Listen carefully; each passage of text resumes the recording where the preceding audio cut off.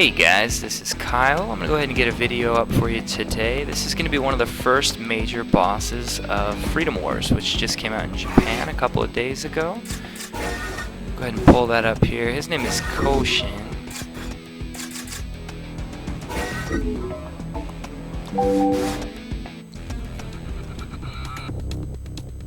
And Freedom Wars has been pretty awesome so far. It's definitely different than your standard run-of-the-mill hunting game. I don't even know that, at least where I'm at so far, it could be called exactly a hunting game, although this mission is pretty hunting-oriented here. So I'm just gonna pick 3 people to join me there. Just get going. Again, this is one of the first major bosses in the game.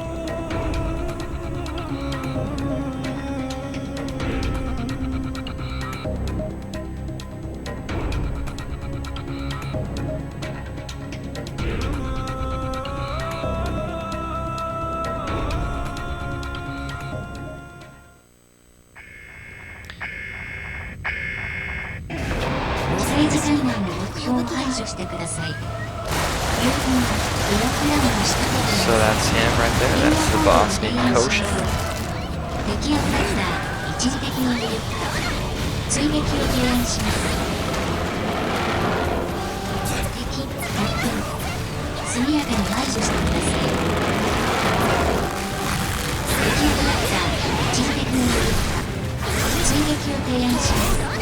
So you'll see this mission is pretty standard hunting game stuff here, in that it's just a big monster that I'm trying to kill. This is actually pretty much the first mission in the game that's like that, where it's just asking you to kill a boss. So lots of varied mission types.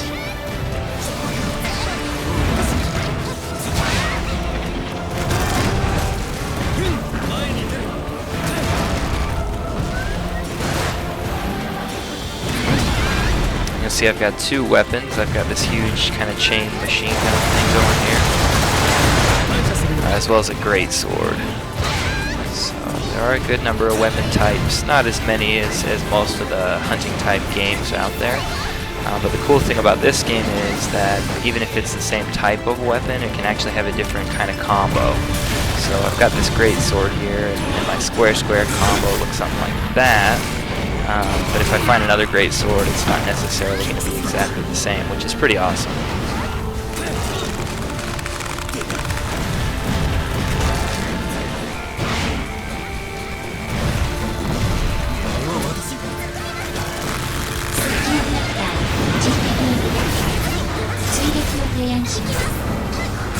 You'll probably see already a lot of the strategy comes in and doing those drag downs like we've been doing.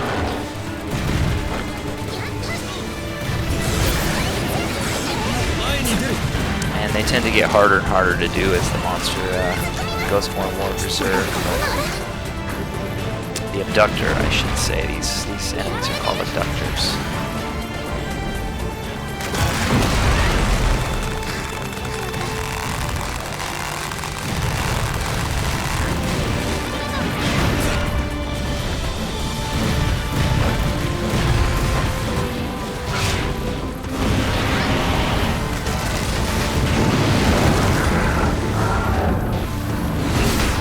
You'll see that my lock-on there has different colors depending on where I'm targeting. So yellow's going to be a place that's easier to initiate a drag down. The red areas are areas that you can break items off the enemy.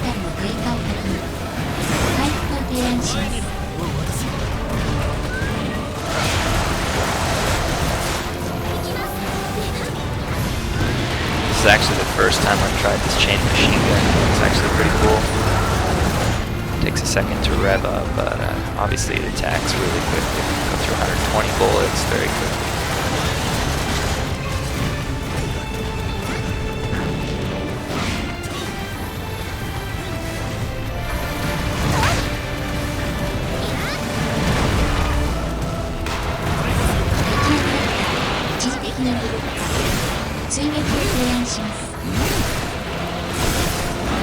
Can't see obviously there, that is his life gauge, so you can see the life gauges of the bosses, at least so far.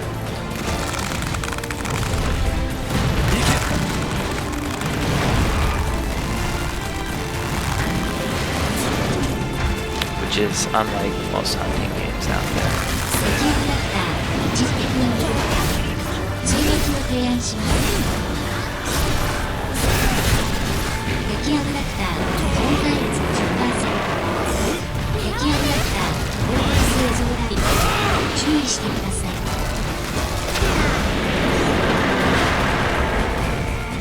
And as his health gets lower, he does start to do different special moves.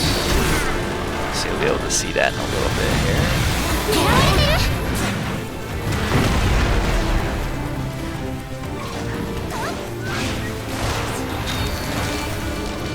And you'll see that healing Ibarra right there, Thorn, they're going to be called the English version. You have 3 different kind of classes that you can pick from. Mine's an attacker. You'll see my Ibarra is red, so I can do kind of trap type moves, different things like that. The green one deals with healing, and then there's a kind of defense one that deals with shields. So I've only played so far with the attacking type. Let's see if he's doing some moves here. Probably also notice now if I try and drag him down, barely moves there, so it gets, you can kind of see he's flashing red, so he's kind of freaking out, and typically when that's going on, it's harder and harder to do a drag down.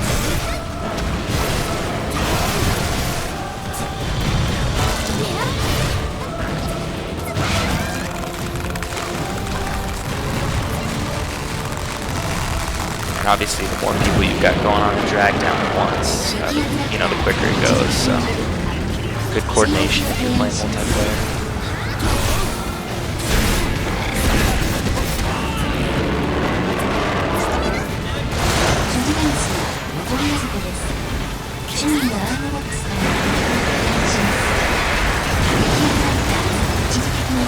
So see, I was able to collect that wing item there.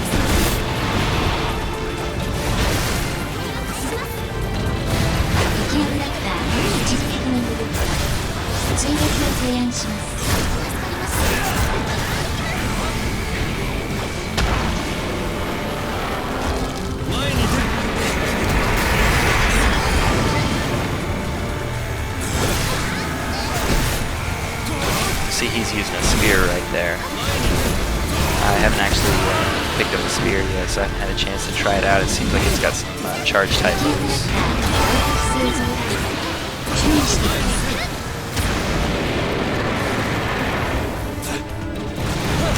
Probably not very smart of us to all be gathering in the corner here.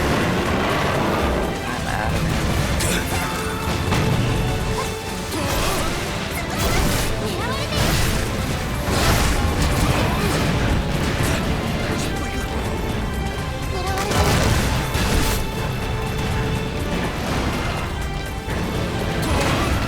Some of the cool stuff, I mean, I haven't shown off in this level so far, but with that Ibarra with the thorns, you know, it does make for different transportation methods, so you can, you know, grab onto the walls, different things like that. You can also use it to walk a little bit faster. Thorn just a little bit in front of you like this. It does tend to get you around quicker, so get used to that. As well as if there are items scattered throughout the field like this, you can just use your thorn to grab it like I just did there. So definitely, you know, something that you have to get used to, the controls and everything like that. Just barely missed that, but very neat. It definitely adds that whole new side to this type of game. So again, it really doesn't feel a whole lot like a hunting type game yet, although again, I say that as I'm playing the most hunting type level so far. But there have been a lot of rescue missions up until this point, as well as capture the flag type missions. So definitely varied in the gameplay department. So and it has a very strong story as well. 資源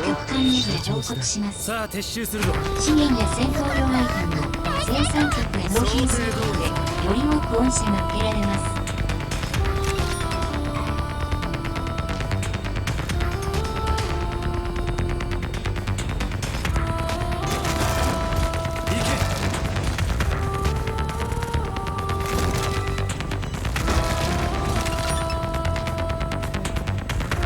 you'll see, although I only picked 3 other people, there's 8 of us, and that's because you've got these helpers called accessories.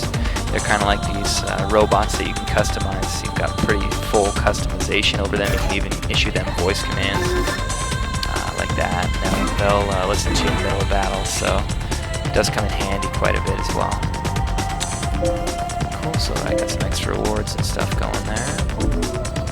So you'll be able to see the kind of rewards you picked up. It looks like I did pick up a short sword there. Very cool. And then if we go over, you know, I did get a lot of different type of items here. These are red because they're a rarity 5 and a rarity 3. Due to the way the game's laid out, you have to get special permission to be able to obtain items above a certain rarity, even rarity 1 when you start the game. So if I want to obtain those, I'd have to take a longer year sentence on my million-year sentence. So pretty interesting stuff. Obviously, I can take the hit if it's something that I want. A lot of these seem to be different crafting items and things that came from that boss. So, but if you opt not to take them, you can turn them into GDPP, which are the points that go towards your Panopticon, your PT.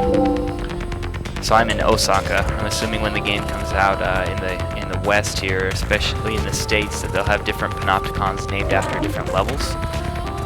So you know, right now but again, this is a Japanese version, so I'm Osaka.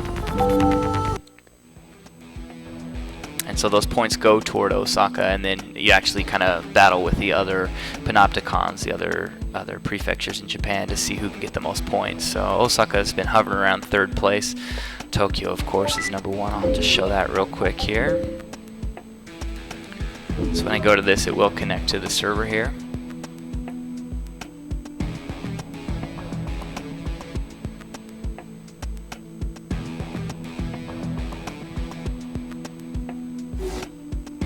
And then I can kind of see how Osaka's doing. So you can see 75 million points there.